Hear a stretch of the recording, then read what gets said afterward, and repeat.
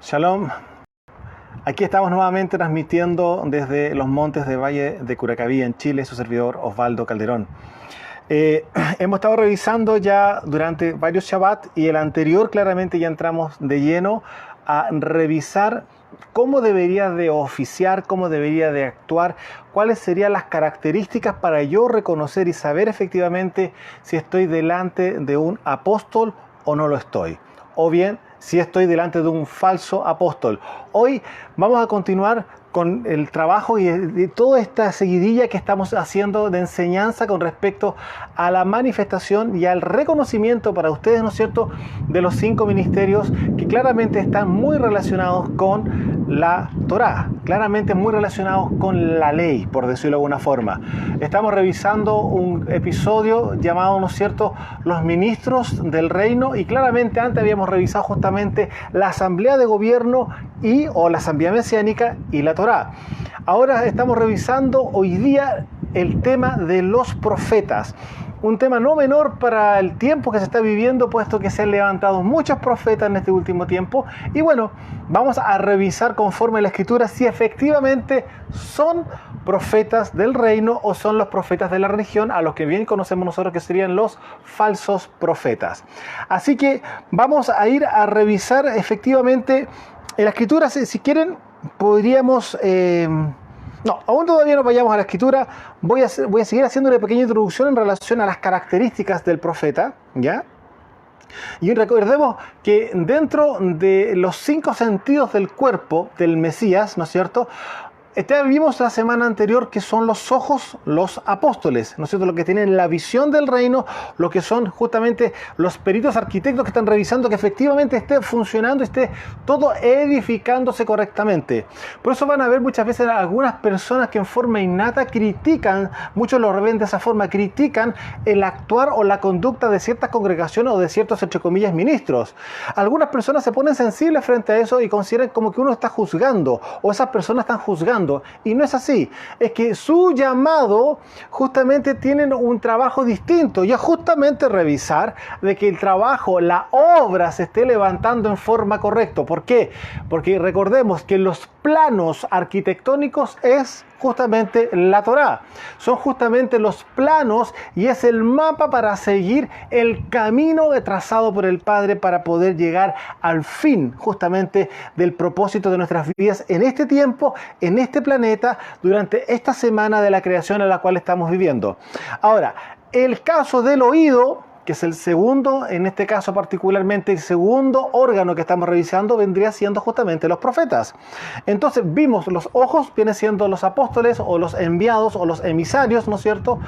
Y en este caso vendrían siendo los oídos, los profetas. Los profetas en el hebreo se le llama nevim, plural de profeta, profetas es nevim.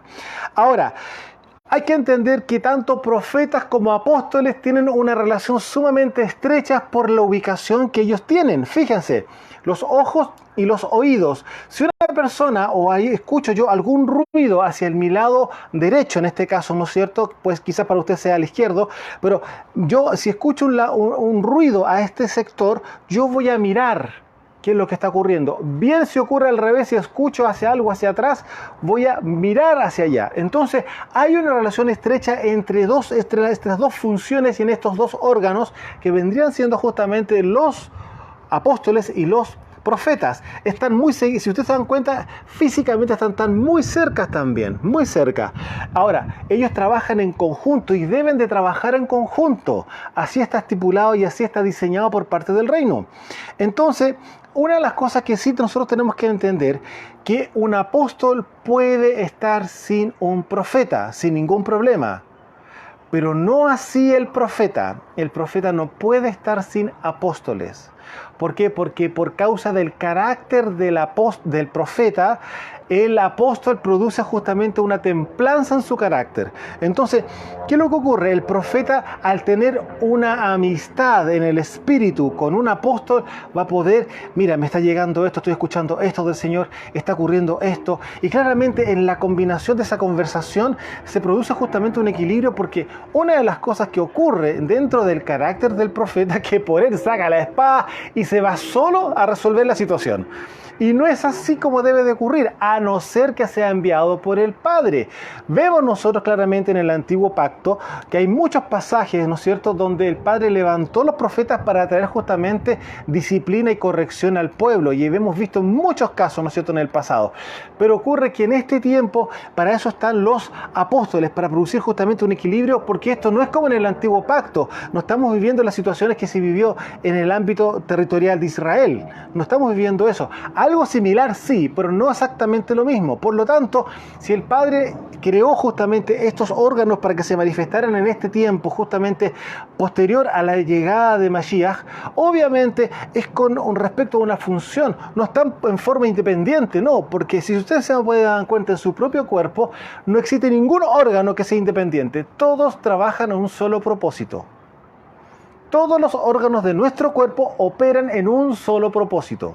Ni mi oído escucha lo que quiere, ni mi vista mira lo que quiere. Todo está relacionado en un solo sentir. Entonces, por lo tanto, el Padre no pudo haber levantado en este último tiempo justamente a los apóstoles, a los enviados, a los emisarios, con el establecimiento del reino y a los profetas por otro lado. No. Está todo en un conjunto. En el pasado, escuchen bien esto, el Padre enviaba justamente a los profetas. De hecho, técnicamente los profetas también asumían un rol a nivel apostólico, si lo quieres llamar así.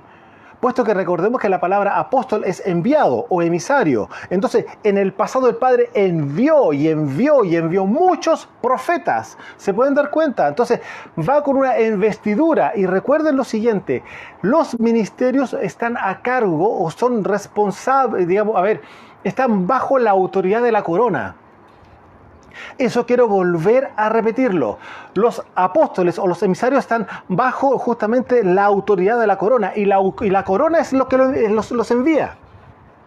La corona envía a los emisarios, la corona envía a los profetas y así va a ir la corona enviando, porque viene todo esto a nivel de gobierno, a nivel del reino. Entonces, por eso es tan importante todos estos capítulos que estamos revisando en estos días para poder entender justamente los propósitos originales y volviendo claramente a nuestras raíces hebreas.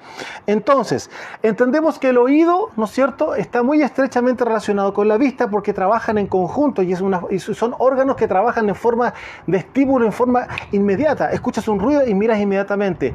O si quieres ver algo que estás colocando atención con todos tus sentidos, sobre todo en el caso del oído, a ver si puedes percibir, oír algo que te dé mayor cantidad de información de lo que tus ojos tienen la capacidad justamente de ver. Recordemos una de las cosas que técnicamente si tú te pones a mirar, tus ojos dentro de todos los órganos es el que tiene mayor alcance con respecto a la parte auditiva. Yo puedo ver quizás 2, 3, 5, hasta 8 kilómetros de largo, pero no puedo oír lo que está ocurriendo ahí. ¿Se pueden dar cuenta? Entonces por eso es tan importante justamente el órgano, ¿no es cierto?, de la vista o la función de la vista a niveles de los apóstoles. Pero no deja de ser para nada importante justamente el oído. Por eso hay que entender que técnicamente los ministerios son horizontales y todos los 5 ministerios están bajo la responsabilidad, perdón, no bajo la responsabilidad, sino que bajo la autoridad, en este caso bajo la autoridad de la corona. Entonces, cuando nosotros estamos bajo la autoridad de la corona, automáticamente nosotros vamos a tener que estar justamente caminando en un mismo sentido. ¿Con qué propósito? La edificación del cuerpo de Mashiach. ¿Y cómo se hace eso? A través de la escritura, a través de la Torá, a través de las enseñanzas justamente para que el cuerpo se santifique y camine en justicia, y eso solamente lo encontramos en los mandamientos del Padre. Ahora, si ustedes se pueden dar cuenta, si nos volvemos a Bereshit, nos volvemos al Génesis, ¿cuáles fueron los primeros ministerios que fueron atacados por el enemigo? La vista de Eva le dijo, pero antes de mostrarle, le habló. O sea, estamos hablando que el ámbito profético ya fue justamente contaminado y el ámbito apostólico también fue contaminado. Recordemos que la serpiente le habló a Eva y le dijo ciertas cosas que le hizo ver que el árbol era bueno para comer, agradable a la vista, etcétera, etcétera, y todo lo que ya conocemos. Entonces ustedes se pueden dar cuenta de que desde un principio, tanto los apóstoles como los profetas han sido atacados por el enemigo. Entonces, esto no es una casualidad. Tenemos que entender de que hay una lucha espiritual, que a estos ministerios están sujetos más fuertemente que un pastor, que un maestro o que un evangelista. Para que ustedes puedan entender esto. Entonces, por eso si hay algunos hermanos que tienen un llamado tanto profético como bien apostólico y están sufriendo situaciones un poco más complicadas que el resto de los demás hermanos que ustedes ven que tienen otros llamados ministeriales, amado, no es novedad y no es que les pase a usted solamente. Es algo que el enemigo siempre va a estar haciendo. ¿Para qué? Para poder distorsionar justamente la visión del reino y distorsionar claramente la palabra del reino. Y eso ya lo vimos justamente lo que ocurrió en el principio en Bereshit, en Génesis, en el jardín o en el huerto, no estoy diciendo en el paraíso. Entonces, tenemos claro de que esto ha sido atacado desde un principio, ¿no es cierto? Y claramente dentro del ámbito profético existen dos áreas, la ministerial y el don profético, que son dos cosas totalmente distintas, ¿ya? Una cosa es el ministerio y otra cosa es el don. El don se puede manifestar en forma continua inclusive, pero o afecta o bien interviene en cosas que son bastante más locales que las que son no...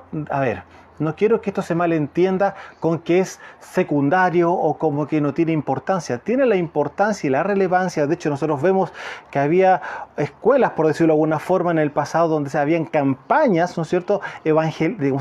Campañas eran proféticas. De hecho, cuando nosotros vemos que el rey Saúl, ¿no es cierto?, es llamado por el padre, qué sé yo, y que se junta con una campaña de profetas, había muchos en su época, ¿no es cierto? Él también profetizó, ¿se acuerdan de eso?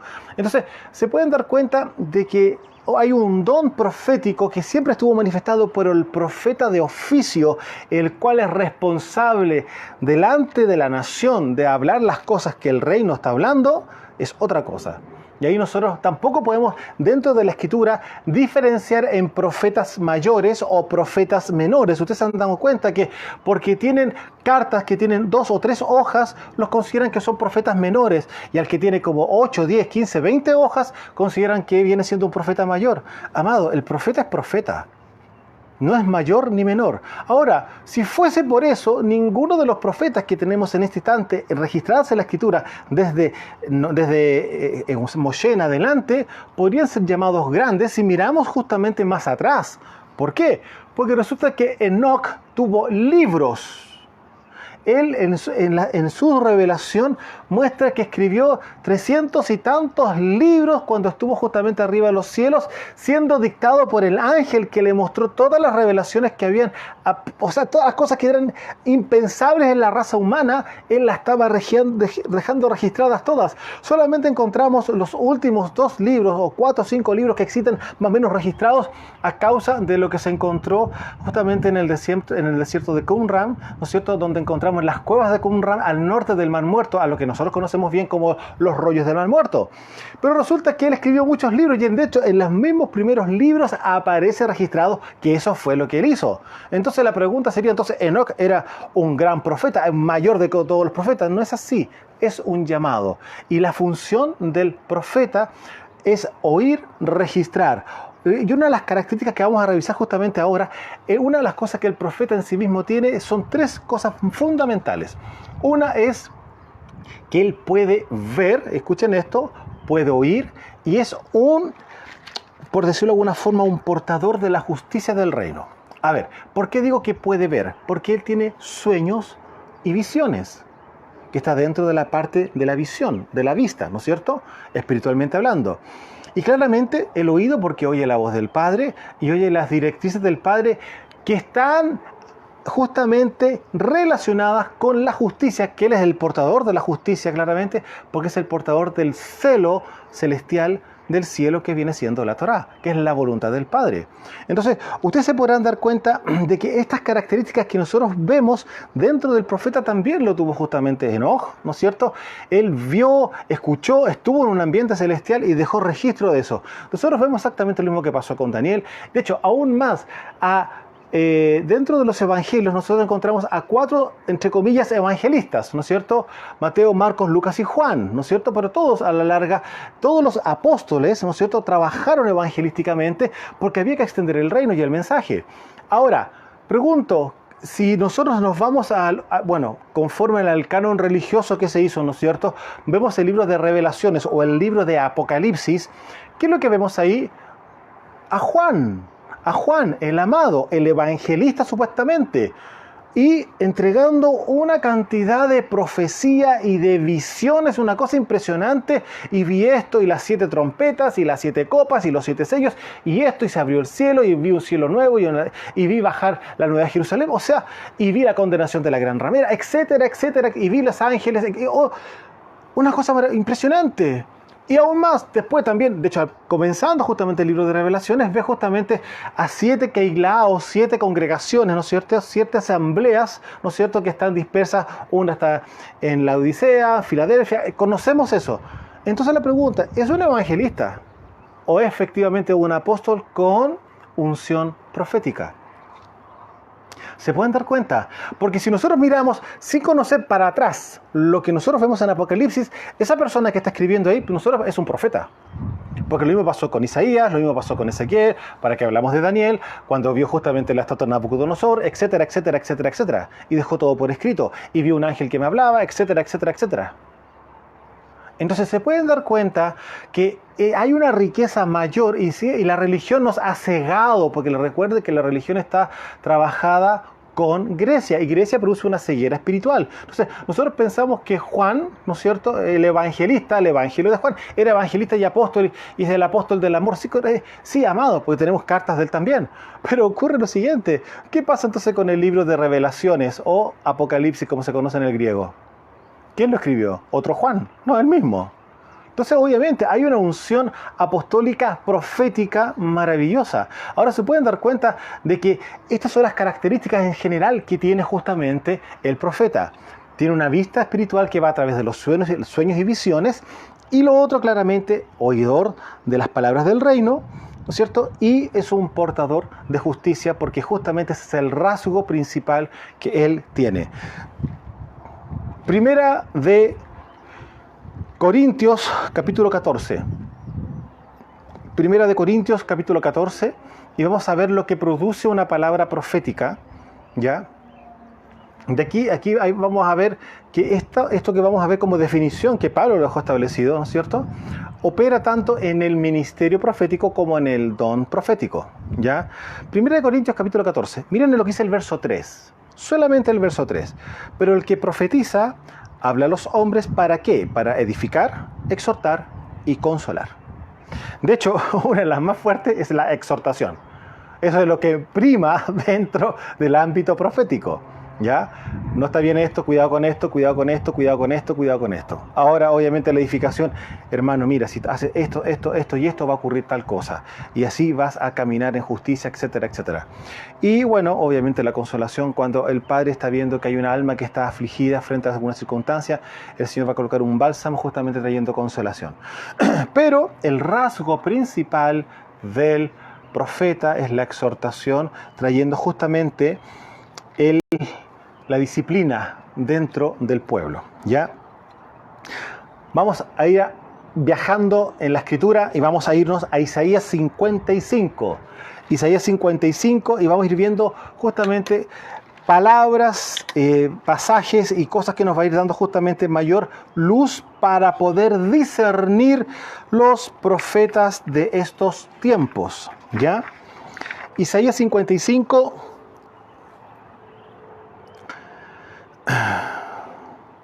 Verso 10 en adelante dice así: porque como desciende de los cielos la lluvia y la nieve, yo creo que este pasaje es muy muy conocido por muchos de ustedes, y no vuelve allá, sino que riega la tierra y la hace germinar y producir, y da semilla al que siembra y pan al que come, así mi palabra, verso 11, ¿no es cierto?, que sale de mi boca no volverá a mí vacía, sino que hará lo que yo quiero y será prosperada en aquello para que la envié.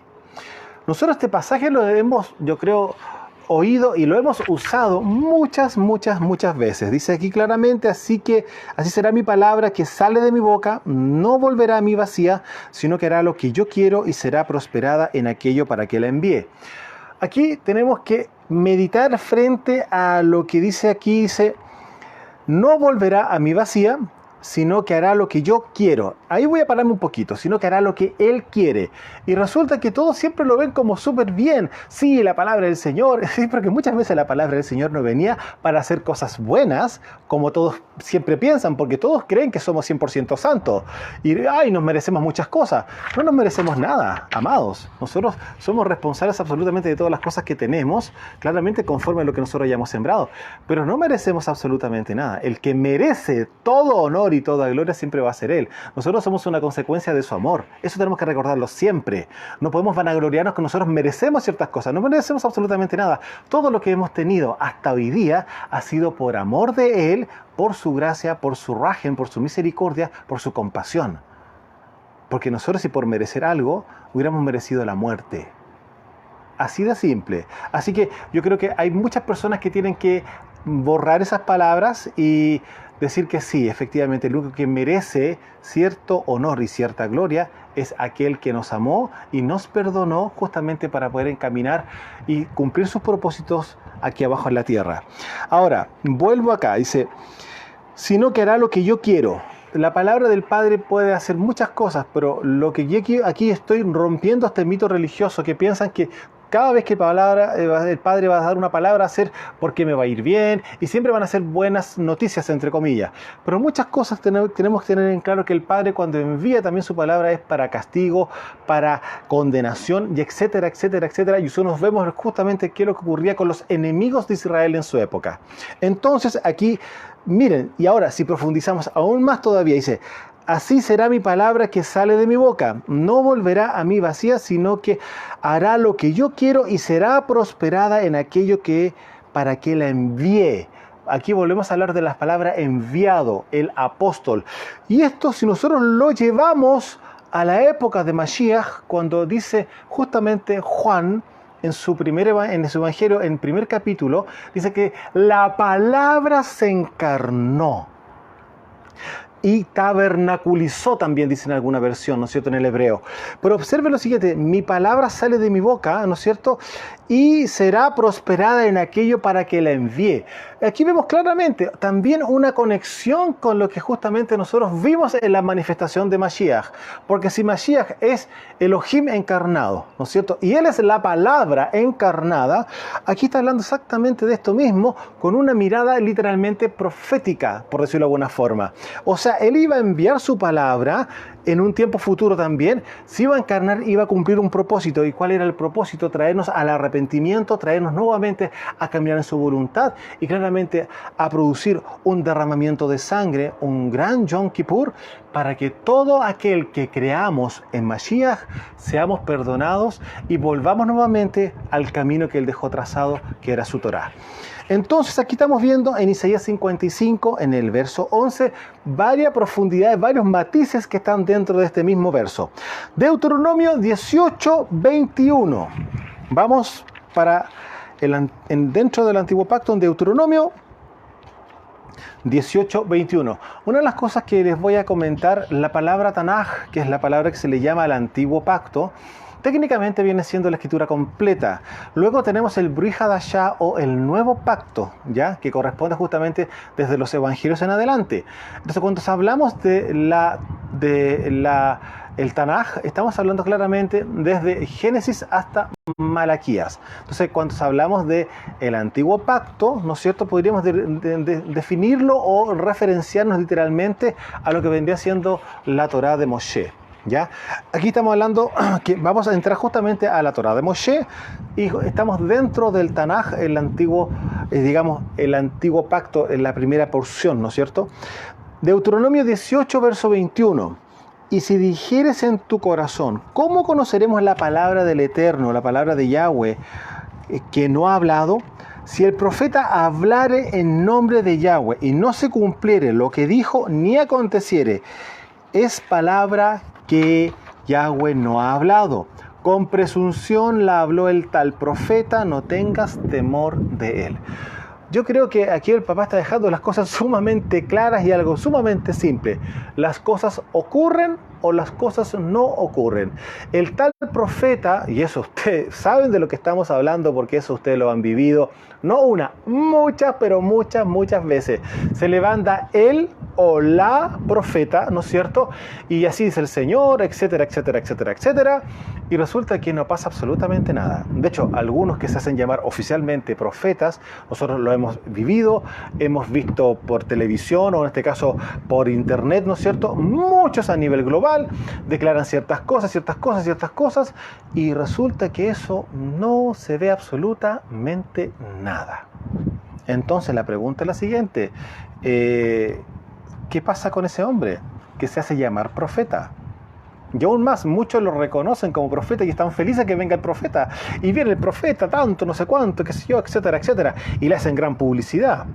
Bueno, aquí hay algo que nosotros debemos de tener muy en claro con respecto al rasgo o a una de las características principales del profeta. Que el Padre dice claramente, con presunción habló el tal profeta. Y miren acá lo importante, no tengas temor de él. Cuando se manifiesta un profeta debe de haber temor. El profeta no es querido. ¡Ah, llegó el profeta! No, cuidado que llegó el profeta. Y si el profeta visita un lugar es porque hay algo que no está bien. La llegada de un profeta a mí me está mostrando que hay algo que no estoy haciendo bien en mi casa. Y miremoslo tanto en lo local como en la casa personal, como también en una congregación, o bien si recordamos lo que pasaba en Israel a nivel de nación. Entonces, amados, un profeta no es bienvenido de ninguna forma. Al contrario, el profeta es mirado con mucho respeto. O sea, hay mucho temor a la presencia de un profeta. Entonces usted se podrá dar cuenta que esos carteles que vemos o esas propagandas que se ven, invitados de honor, no sé qué cosa, el profeta no sé cuánto, de la nación no sé cuánto, etcétera, hay que tener mucho cuidado porque si supuestamente un profeta está llegando a la congregación o a la ciudad o etcétera, etcétera, es porque hay algo que no está bien. Entonces, si usted viendo que no es así lo que está ocurriendo, al contrario, el profeta viene con muchas cosas y lindo, y profeta para allá, profeta para acá, y todo aquí que allá, y todo está bonito, me da la sensación de que la religión lo está enviando. No es enviado del rey. Eso lo tiene que tener sumamente claro. Grecia y Babilonia, la religión lo está enviando. No ha sido enviado por parte de la corona. ¿Estamos claros en eso? Vuelvo a repetir. Deuteronomio 18, verso 21. Y si dijeres en tu corazón, ¿cómo conoceremos la palabra que Yahweh no ha hablado? Si el profeta hablare en nombre de Yahweh, y no se cumpliere lo que dijo, ni aconteciere, es palabra que el Eterno o Yahweh no ha hablado, con presunción, jactándose, haciéndose qué, creyéndose, todos los sinónimos que usted le pueda colocar, ¿no es cierto? Habló el tal profeta, no tengas temor de él. Aquí hay una clave, no tengas temor de él. Ahora, claramente, los profetas no deben ser queridos. Los profetas deben ser temidos y claramente por consecuencia respetados. Cuando el reino los envía justamente para exhortar, para reprender, para traer disciplina, corrección y claramente arrepentimiento, lo que implica volverse a la Torá, volverse a los mandamientos, volverse a la voluntad del Padre. Segunda de Pedro, capítulo 1, verso 20. Segunda de Pedro, capítulo 1, verso 20. Dice así, entendiendo primero esto, que ninguna profecía del Tanaj es de interpretación privada o interpretación personal, ¿ya? Porque nunca la profecía fue traída por voluntad humana. Está dejando sumamente claro aquí Pedro, Kefas, ¿no es cierto? Porque nunca la profecía fue traída por voluntad humana, sino que los hombres Kadoshim, o los santos hombres del Eterno, hablaron siendo inspirados, siendo soplados, para que se pueda entender, ¿no es cierto? ¿Por quién? Por el Ruach HaKodesh, por el Espíritu Santo. Entonces, es todo, no es una inspiración así como se cree románticamente, no, es un soplo que viene de la parte de la corona. ¿Para qué? Para traer justamente corrección, dirección, arrepentimiento. Sino, ¿qué fue lo que pasó justamente con Yohanan? El primo, para que se pueda entender, el primo de Mashiach, ¿no es cierto? Yohanan, el que sumerge, conocido como Juan el Bautista, ¿no es cierto? Arrepentíos, porque el reino de los cielos se ha acercado. ¿A quién qué les comentó a ustedes, hijos de las víboras, y para poder escapar de la condenación que les vendrá? O sea, ¿se pueden dar cuenta de la forma en que le hablaba en esa época a los fariseos y a los saduceos? Justamente Yohanan, o Juan, el que sumerge, que es la palabra original, ¿no es cierto? Estamos hablando del tiempo después del penúltimo profeta, que fue Malaquías, porque el último profeta del antiguo pacto fue Yohanan, el que sumerge. Porque recordemos una cosa, el nuevo pacto se manifiesta en el instante que se derrama la sangre del Cordero de Elohim.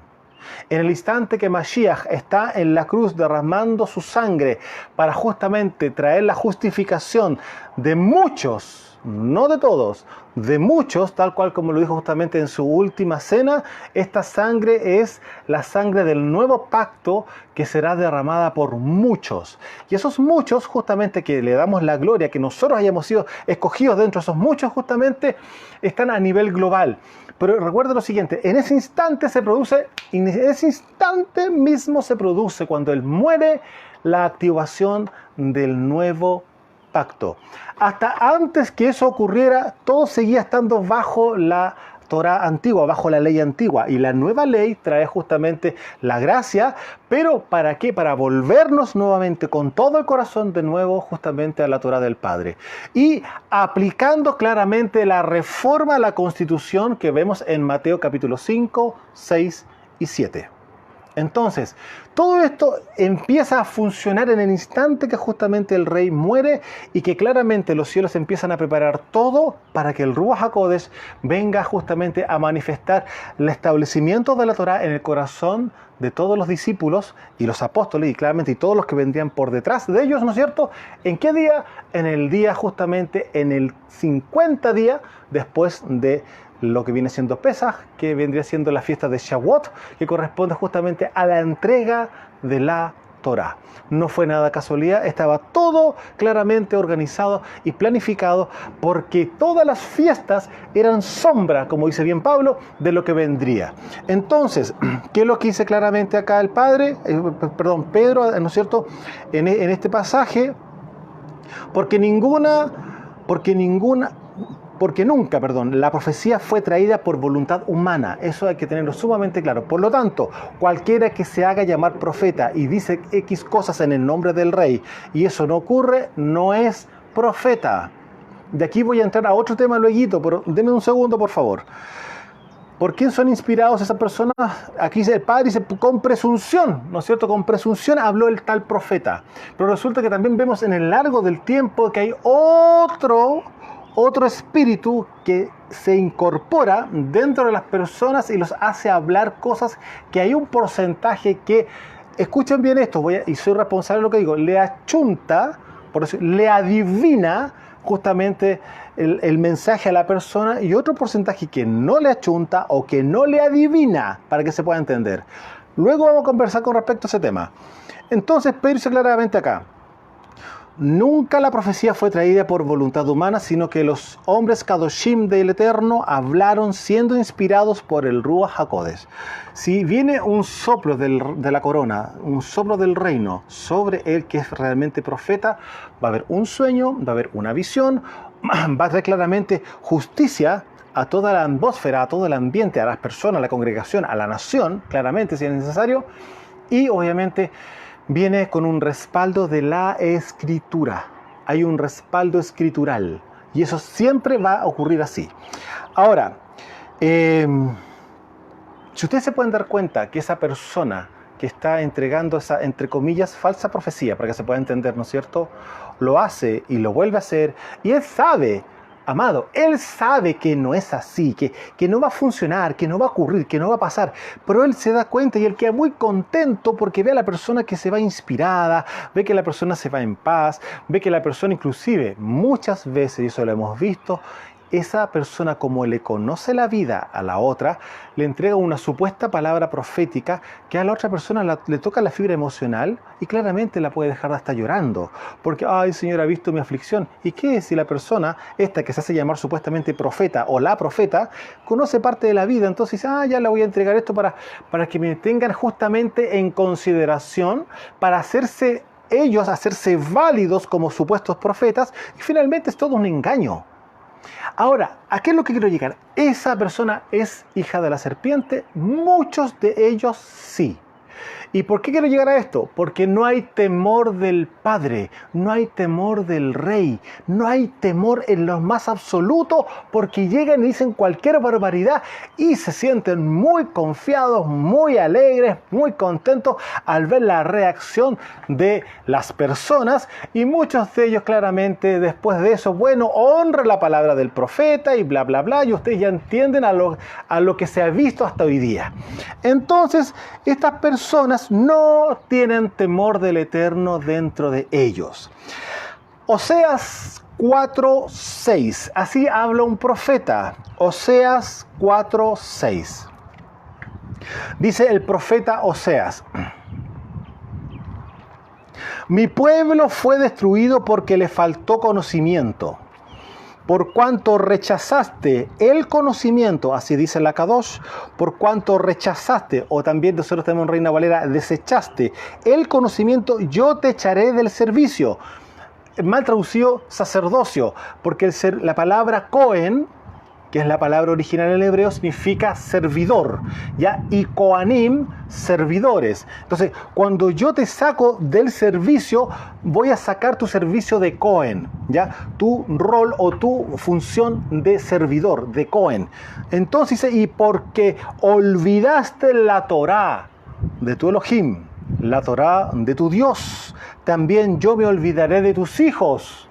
Se pueden dar cuenta que cuando la persona no camina en la voluntad del Padre, el Padre mismo da vuelta la cara y no sigue justamente colocando su presencia en esa casa o en esa familia. ¿Por qué? Porque lo están rechazando a Él.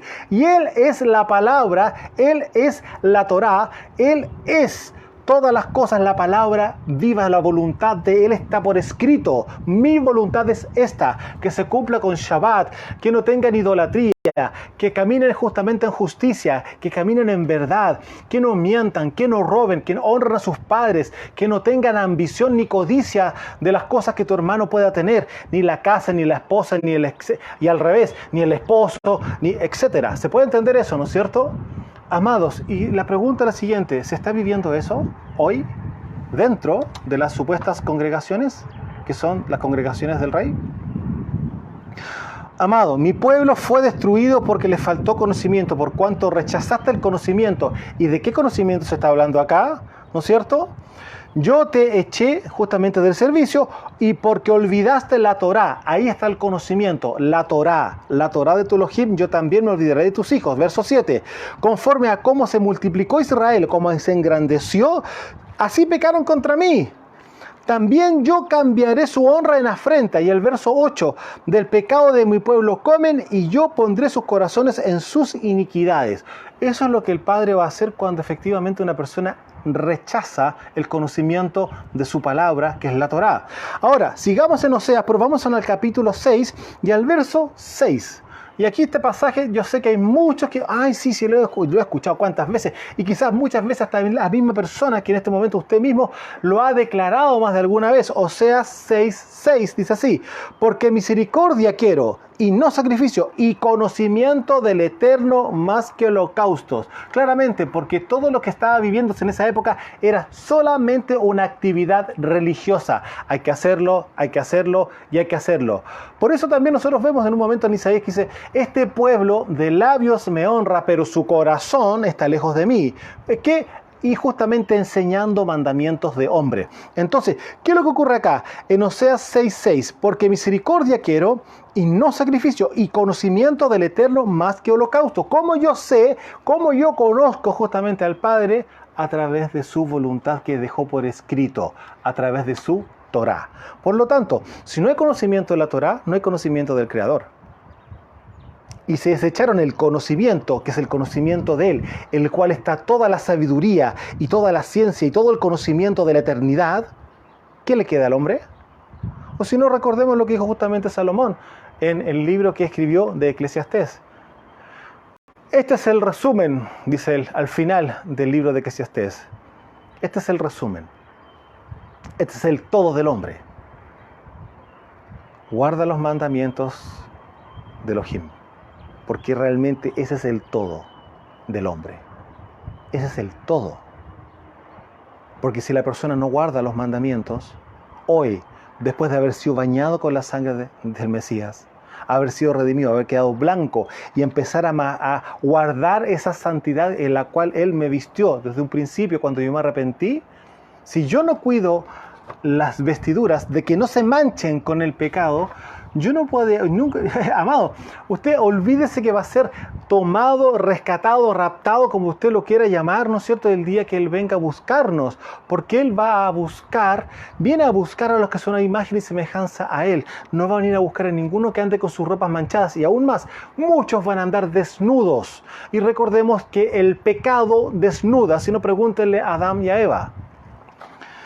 Oseas 6:6, porque misericordia quiero y no sacrificio, y conocimiento del Eterno más que holocaustos. Primera de Reyes, capítulo 17, verso 15, vamos a ver justamente lo que ya les comentaba, qué es lo que inspira cuando llega un profeta a un territorio. ¿Qué ocurre cuando un profeta llega justamente a una casa particularmente?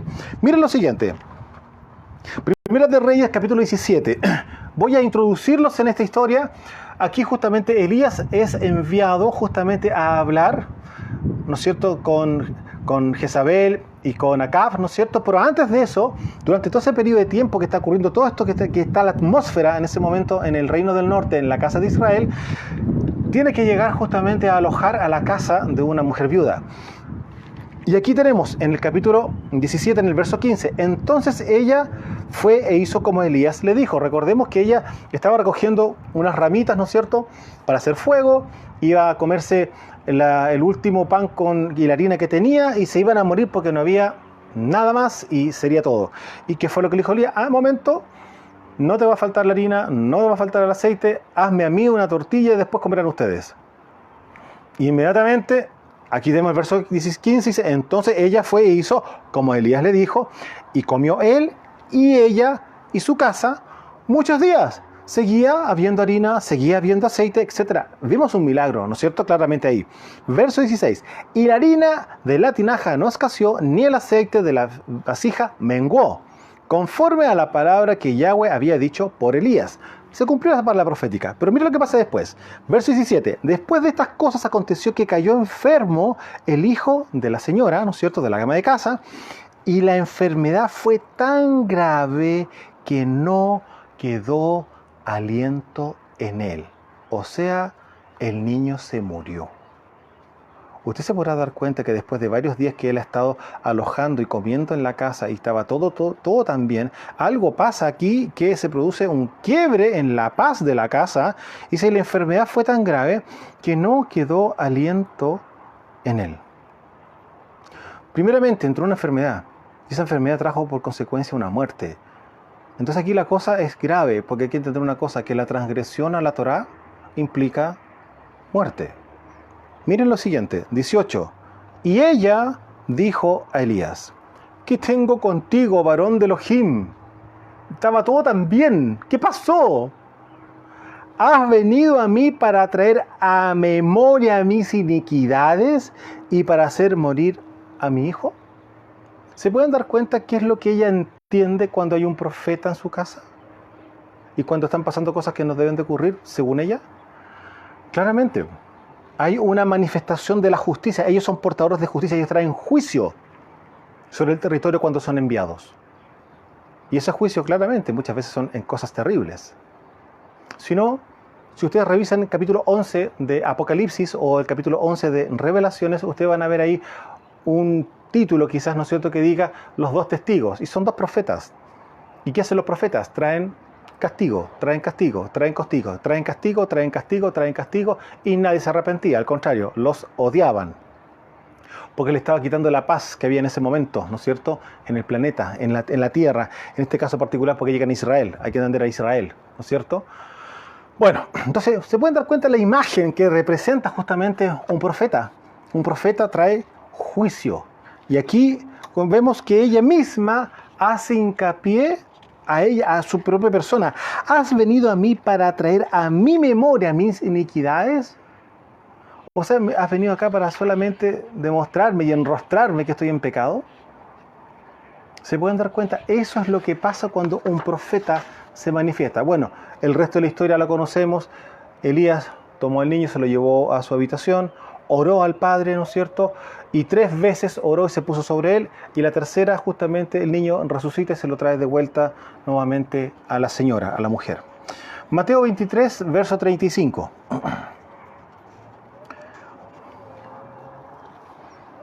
Aquí voy a mostrar claramente que no son queridos los profetas.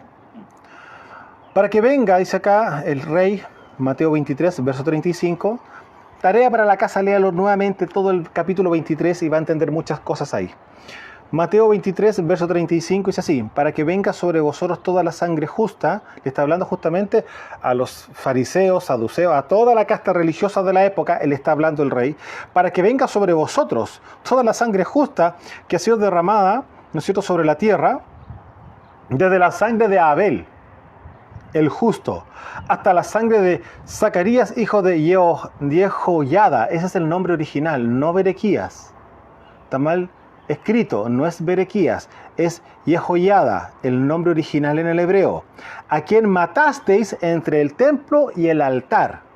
O sea, aquí están mostrando que a Zacarías lo mataron. Ahora, hay una cosa. Este Zacarías, ven, saben, está escrito ahí, está muerto. Pero resulta que existe el Zacarías, el profeta, ¿no es cierto?, que sí, ese es hijo de Berequías.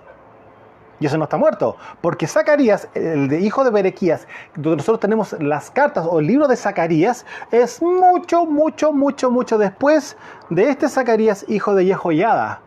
¿Y dónde aparece esto? En Segunda de Crónicas. Vámonos para allá, para que justamente se le puedan correr los velos a ustedes y puedan entender lo que pasó acá. Y el rey está haciendo alusión a este pasaje, a esta historia, y lo dice claramente acá: a quien matasteis entre el templo y el altar. Ustedes se podrán dar cuenta, amados, que para el rey siempre es un presente. Dice, ¿a quién matar? Ustedes están echando la responsabilidad a los fariseos, los saduceos y a toda la casta religiosa de la época. El rey le está echando la culpa a ellos, tomando en cuenta que esto fue siglos atrás. Pero resulta que para el Padre, su pueblo es uno y viene el linaje, la sangre, sigue estando la sangre, siguen estando los códigos, sigue estando el ADN espiritual de cada una de las tribus dentro de nosotros, para siempre y por siempre. Entonces, ¿qué es lo que ocurre? Para él siempre, recordemos una cosa: el pasado, presente y futuro no existen en el mundo espiritual. La eternidad es un presente continuo. Y él, fíjense lo que dice acá: a quien matasteis. Si estos hombres ni existían en ese momento, pero sí sus padres. Y miren lo que pasa acá. Segunda de Crónicas, capítulo 24. Vamos al verso 20. Dice así: entonces el Ruach de Elohim vino sobre Zacarías, hijo de el Cohen Jehoiada. ¿Se dan cuenta? Y puesto en pie donde estaba más alto que en el pueblo, les dijo, o sea, se puso en un lugar más alto para que lo pudieran justamente oír. Y dice así: así ha dicho Elohim, ¿por qué quebrantáis los mandamientos del Eterno? No os vendrá bien por ello, porque por haber dejado a Yahweh, Él también os abandonará. ¿Se dan cuenta lo que es una palabra profética y un profeta? ¿Se dan cuenta lo que está diciendo? No olvídense, ustedes lo dejaron a Él, entonces Él los va a dejar a ustedes, ya ténganse las consecuencias. Mira lo que está pasando, vuelvo a leer. Así ha dicho Elohim, porque quebrantasteis los mandamientos del Eterno, no os vendrá bien por ello, porque por haber dejado al Eterno, Él también os abandonará. Verso 21. Pero ellos hicieron conspiración contra Él y por mandato del rey lo apedrearon hasta matarlo en el patio de la casa del Eterno. Está tal cual como el rey lo dijo, a quien matasteis entre el templo y el altar. Le dio el lugar específico inclusive, más aún, fue mucho más específico. Aquí dice claramente, en el patio de la casa del Eterno. Así el rey Joás no se acordó de la misericordia que Jehova, padre de Zacarías, había hecho con él en el pasado, antes mató a su hijo, quien dijo al morir, Yahweh lo vea y lo demande. Entonces, usted se podrá dar cuenta que cuando nosotros leemos Mateo 23, bueno, después de esto pasaron cosas con las naciones vecinas y fue terrible, pero fíjese una cosa acá, dice claramente, porque para que venga sobre nosotros toda la sangre justa que se ha derramado sobre la tierra desde la sangre de Abel el justo hasta la sangre de Zacarías, hijo de Jehoiada, a quien mataste entre el templo y el altar. Entonces hay una demanda. ¿Para quiénes son los hijos de la serpiente? La pregunta es la siguiente. ¿Quién creen ustedes acá que mató justamente a Zacarías, acá en Segunda de Crónicas? Israelitas, correcto, sí, correcto. Pero, ¿de qué simiente? ¿De la simiente de Elohim? La simiente de Elohim estaba hablando. ¿Y quién lo hizo callar? La simiente de la serpiente. ¿Por qué les cuento esto? Porque justamente acá está hablando de eso el rey. A esa generación que está ahí, esos saduceos, fariseos, etcétera, etcétera, que lo estaban apartando de la Torah, ¿con qué? Con mandamientos de hombre, conocido como Talmud, mandamientos de hombre. Claramente lo estaban justamente apartando de la voluntad del Padre que viene siendo la Torah. Los mandamientos. Está hablando exactamente lo mismo que ocurrió en este pasaje. Y cuando está hablando, ustedes, ¿no es cierto?, a quienes matasteis, ustedes, les habla de ellos. ¿Por qué? Porque son la generación de la serpiente. Y esto ya lo hemos ministrado anteriormente. Como son generación de la serpiente, claramente a ellos le está demandando la muerte de los santos, en este caso, de los hijos de Elohim. ¿Se pueden dar cuenta? Esto es mucho más profundo todavía de lo que nosotros podríamos leer así por encima, porque estamos entendiendo hoy día justamente las dos simientes, y por causa de eso podemos entender por qué el rey dijo o no dijo y enlaza cosas del pasado al presente. ¿Se pueden dar cuenta? Recordemos, la eternidad, que es el tiempo que se vive en el mundo espiritual, es un tiempo presente constante, es un constante presente. Mateo ahí mismo, en 23, pero vamos a subir al verso 3, perdón, vamos a bajar al verso 37. Primeramente estuvimos en el verso 35 de Mateo 23, ahora estamos en Mateo 23, en el verso 37. Y acá vamos a ver justamente los deseos del rey, ¿no es cierto? Jerusalén, Jerusalén, que matas a los profetas. Entonces la pregunta, ¿el profeta es amado? El profeta es temido y tiene que ser respetado, pero no es amado en absoluto, porque el profeta hace lo que acabamos de ver. Ahora, Jerusalén, Jerusalén, que matas a los profetas y apedreas a los que te son enviados. Acá tiene la palabra apóstol, enviados. ¿Cuántas veces quise juntar a tus hijos como la gallina junta sus polluelos debajo de las alas y no quisiste? Entonces usted se podrá dar cuenta que un profeta, claramente cuando el papá levanta a un profeta es porque las cosas no están bien. No están bien. Y no es ¡ay, qué rico viene el profeta! No. Es decir, ¿qué estoy haciendo mal que viene un profeta? ¿Por qué están enviando un profeta? Y vuelvo a repetir, usted si recibe un profeta contento y alegre y todo el tema, es porque muchas veces puede ser enviado por la religión. ¿Ya? Pero cuando viene justamente un enviado de la corona del rey, es porque hay algo que no está bien. Ellos traen justamente corrección, justicia al territorio. Para ir más o menos cerrando con este tema, que ustedes yo creo que ya les ha quedado bastante más claro lo que realmente es el llamado del profeta. Ellos son celosos, ya lo dijimos hace un rato, son celosos de los asuntos celestiales. Son celosos y claramente de la Torá, porque ellos son portadores de la justicia. ¿Y la justicia dónde está la justicia? Está en la Escritura, está en la Torá. Por eso siempre hay una palabra que es muy común en ellos, arrepentimiento. Eso es lo que siempre está en la boca de Dios. Arrepentíos, que el reino de los cielos ha acercado. Así fue Yohanan el que sumerge, ¿no es cierto? Juan el Bautista. Y el mismo rey también lo dijo, arrepentíos porque el reino de los cielos ha acercado. Entonces fíjense una cosa, la palabra arrepentimiento, ¿con quién está conectado? Con el profeta. Y es por eso justamente que al rey también lo tenían considerado como profeta. porque estaba trayendo justamente corrección y exhortaba justamente a la casta religiosa de la época y muchos veían cómo los trataba.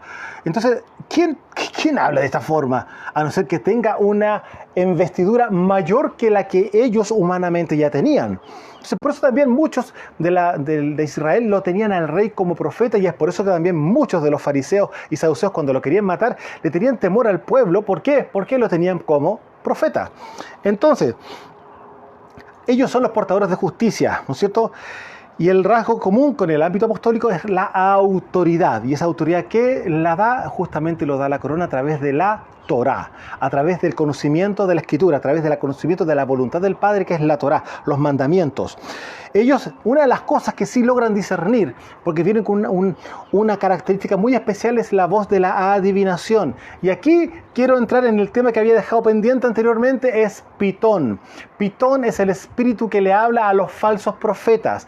¿Y por qué digo que es Pitón? Porque recuerden que la serpiente, la misma que intervino justamente en el paraíso, en el Edén, recuerden que la serpiente tiene lengua vivífida, o sea, tiene una lengua partida. Es decir, habla verdad y habla mentira, habla verdad y habla mentira, porque ella justamente es la representante del árbol del conocimiento del bien y del mal. Por eso adivina algunas cosas y no adivina otras cosas. ¿Se puede dar cuenta? Entonces, ¿qué es lo que ocurre? El profeta sí logra discernir cuando hay una voz de Pitón. Cuando ese es el espíritu del profeta está dentro, funcionando, operando como corresponde en Kadushá, en santidad, ¿no es cierto? Obviamente va a serle muy fácil. Él dice, no, esto no. Tiene apariencia de, pero no lo es. Cuidado, no, este no es. Ojo. Esto es todo lo importante, hay que tener tanta atención frente a esto, al rasgo profético y al profeta mismo. Se los vuelvo a decir, hermanos, si usted tiene el llamado profético, tiene que hacerlo madurar para que justamente esa sensibilidad, ese discernimiento se pueda manifestar a un gran nivel para justamente acallar las voces de los mentirosos y de los falsos. Entonces, tienen eso, ellos pueden discernir la voz de la adivinación.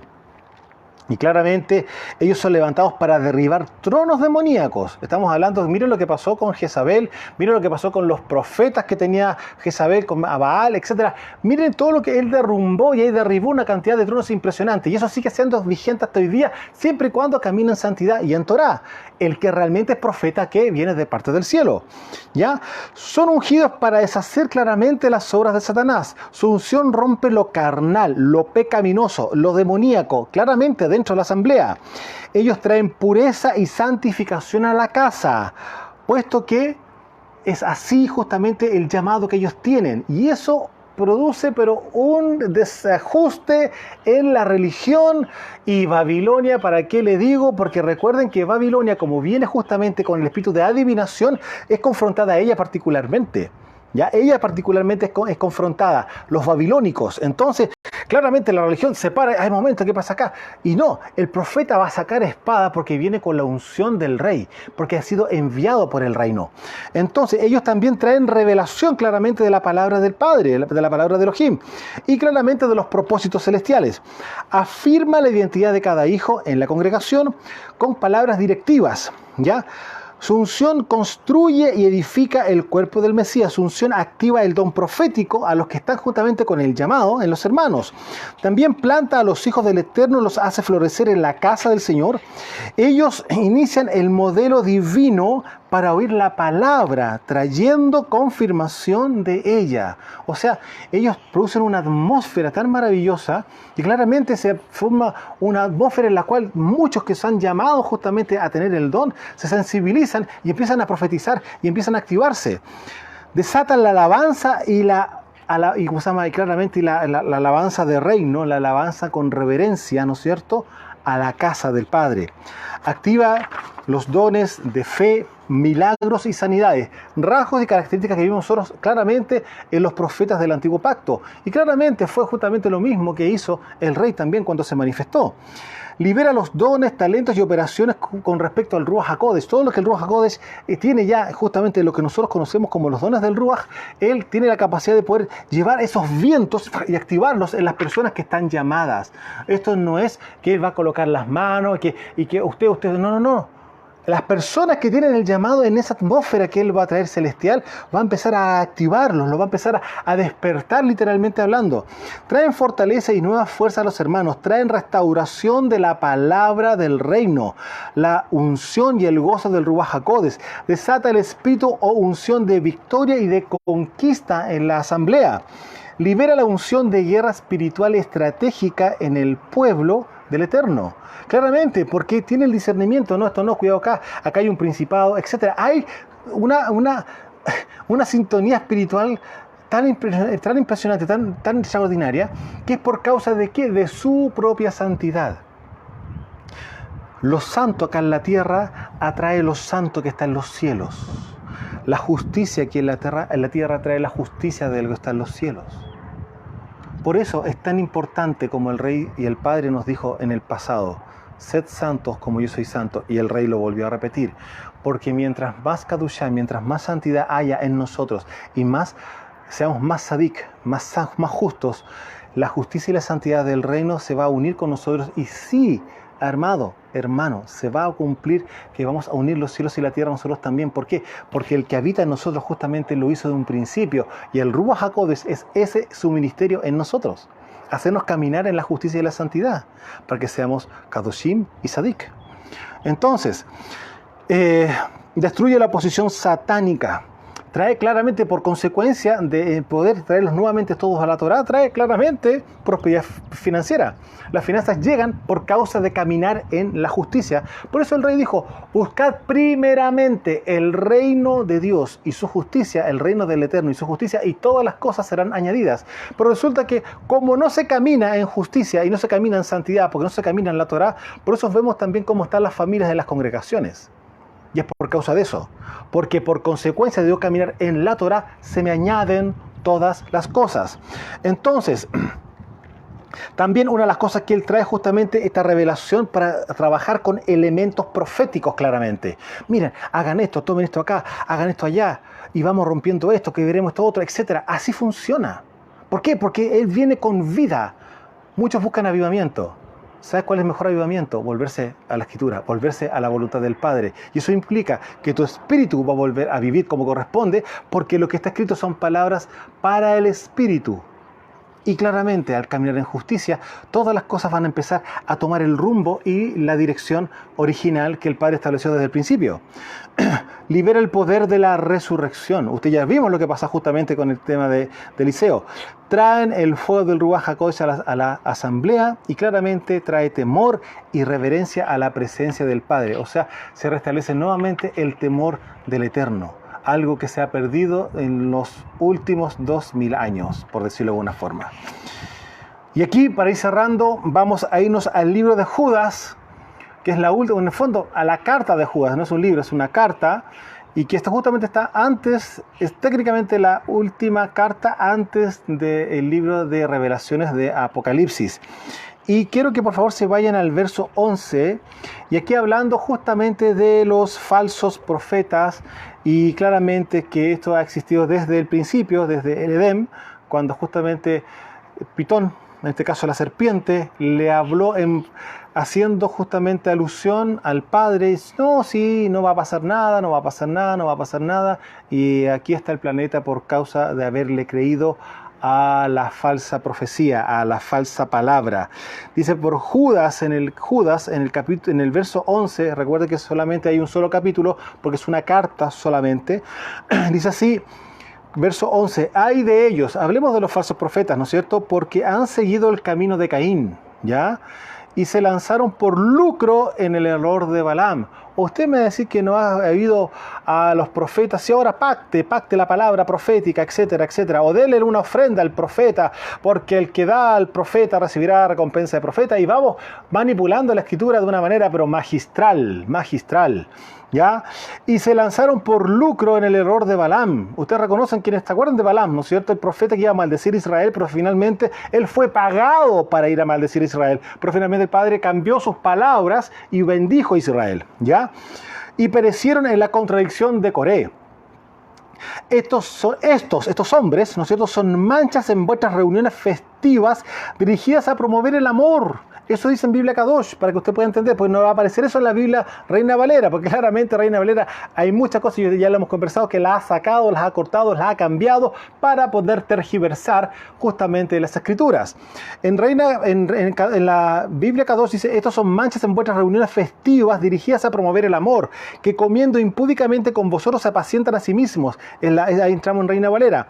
Nubes sin agua, llevadas de acá para allá por los vientos, árboles otoñales sin fruto, 2 veces muertos y desarraigados, fieras ondas del mar que espuman su propia vergüenza, estrellas errantes, para las cuales está reservada eternamente la oscuridad de las tinieblas. Verso 16.